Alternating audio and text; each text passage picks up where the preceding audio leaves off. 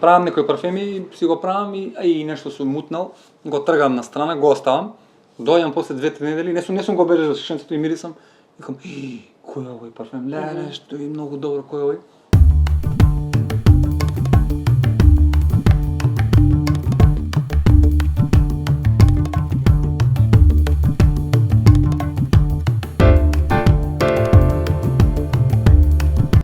Како мал учев во Димитар Миладинов, се бавам со тенисот исто од многу рана возраст, од 9 години почнав да играм тенис. По-професионално почнав веќе да се преобразувам на 12 години, нели? И тука со школото и тенисот ми беше малце тешко да балансирам, бидејќи тенисот бара многу да се патува. Но со тоа патување јас имав среќа да посетувам многу различни парфюмери и нели duty free shops, кај што се продаваат многу парфеми и многу сакав да користам парфеми и да купувам. И така од многу рана возраст почнав да купувам парфеми и да истражувам нели парфемите што состојат, како се користат правилно, неправилно.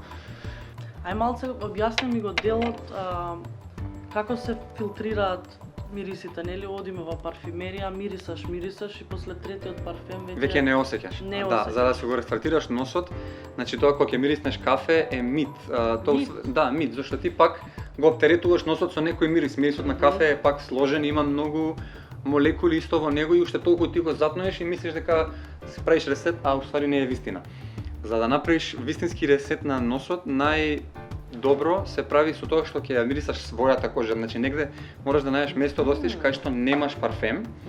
И например обично тука на лактот оставаш да немаш парфем и се мирисаш својата кожа да си направиш зашто кожата, мирисот на твоја кожа носот го знае. И тоа му прави као ресет. А најдобро е исто да искочиш на чист, на свеж воздух 10-15 минути да се вратиш пак. И пак со тие патувања, нели, користам се поише парфеми, дури и запознав луѓе што си исто ентузијасти како мене и љубители на парфеми и некои што се бават веќе по домашни услови да креираат парфеми. И преку нив почнав така да влагам во некои форуми и друштва кај што се збори за такви работи и почнав да учам и да се интересирам нели за такви работи. Па слушав и некои курсеви онлайн од некои професионалци како се прават и каков е уствари, дали треба да се знае хемија или не, бидејќи јас не учев толку хемија, со тенисот нема време толку да се обрнам внимание на школото. Школото ми беше во позадина. И открив дека уствари не мора хемија да се знае толку за да се креираат парфеми, туку треба само време и да се купуваат материјали и да се експериментира со нив за да се добие нешто уникатно и убаво. И кога имаме на пример некој скап материјал и сега за да заштедиме на ресурсите, на пари на пример, правиме од поевтини синтетички материјали ги спајаме за да добиеме сличност на тоа оригиналниот. И не само тоа, на пример оригиналниот јасмин или било кој акорд што сакаме да го постигнеме мирис, многу често тој се состои од повеќе молекули. И ти место на природен начин да го добиваш со збирка од различни синтетички материјали, пробуваш да го стигнеш тој оригиналниот. Значи, дали на тој начин се прават и копии на оригиналните парфеми? Да, многу често и од акорди ти можеш да имаш на пример јасмин кој тебе не ти се допаѓа некој дел од јасминот и сега можеш со другите молекули што се слични на јасмин да го постигнеш тој убавиот мирис на јасмин што ти сакаш да го постигнеш. Посериозно почнав со парфемиве веќе пред 3 години да истражувам и да креирам. Пред тоа беше само користење на парфеми и купување, нели? А пред 3 години почнав ги купив првите материјали и почнав да креирам за мене и за моите блиски, а пред година дена го формирав Сентов и почнав да продавам кастам уникатни парфеми за секој човек што ќе изрази желба ќе ме контактира. Почнував со едноставни креации од 3, 4, 5, 6 материјали и со односот го менјав за да видам што се случува, нели, како дали повише ќе проектира, дали повише ќе трае ако додам повише од тоа или повише од ова. И врз основа на тоа почнав се повише и повише да се ширам и повише материјали да користам.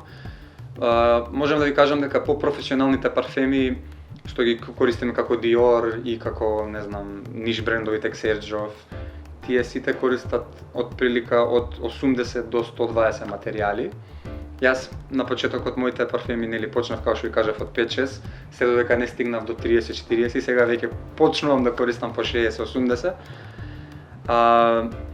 Многу често не значи дека повеќе материјали подобар парфем, баш напротив може да се направи нешто скроз измешано што не мириса на ништо.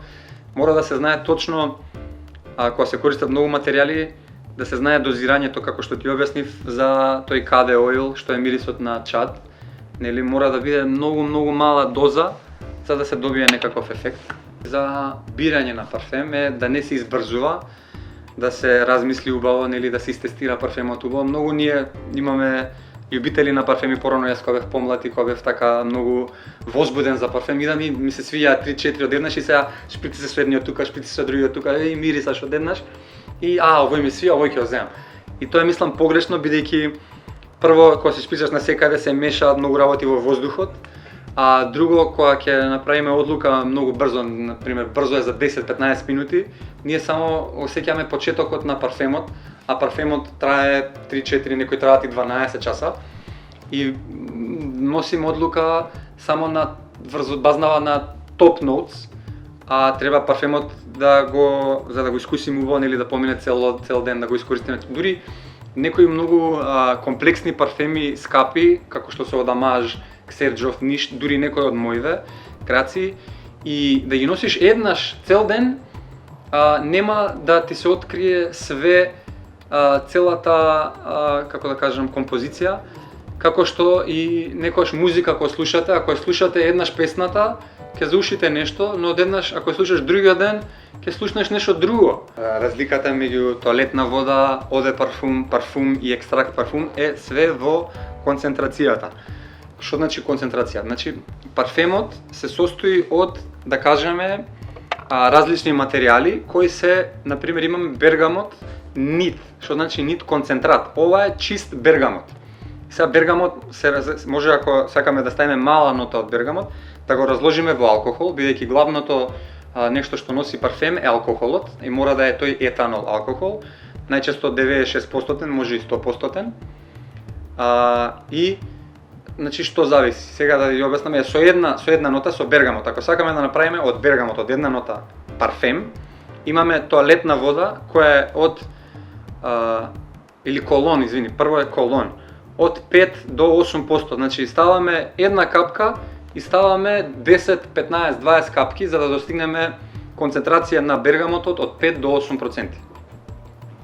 После тоа, за да добиеме оде тоалетот е од 10 до 15%, значи ставаме алкохол толку колку што треба за да стигнеме до разреденост од 10 до 15%. После имаме оде парфум. Оде парфум е од 15 до 20%, нели исто со разредување. И имаме парфум од 20 до 25% и веќе екстракт имаме од 25% до 40%, е негде врвот кај што може да се искористи. Мораш да си многу стрпелив во оваа струка, дека го оставаш, ти мислиш дека вака и после идеш. Ја например исто така многу често правам некои парфеми, си го правам и нешто сум мутнал, го тргам на страна, го оставам. Дојам после 2-3 недели, не сум го бележал шишенцето и мирисам. Викам, кој е овој парфем? Леле, што е многу добро, кој е овој? Тамарин Бейс. 0,03-10%. И да појачам уште малце туберокс. Ставиме све. 0,072.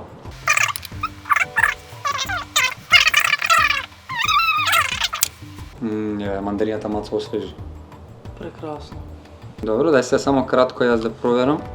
Добро. Материјалите таму кај што пише формулава, колку имаме, дали е доволно силен. Добро. Може маск да додадем? Да, за да не биде преслаб. Да. Чекај, овој беше тој, така? Да. Еве го.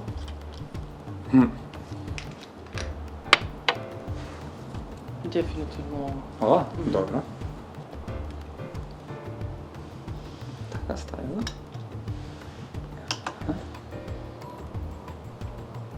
Сега значи ставаме маск.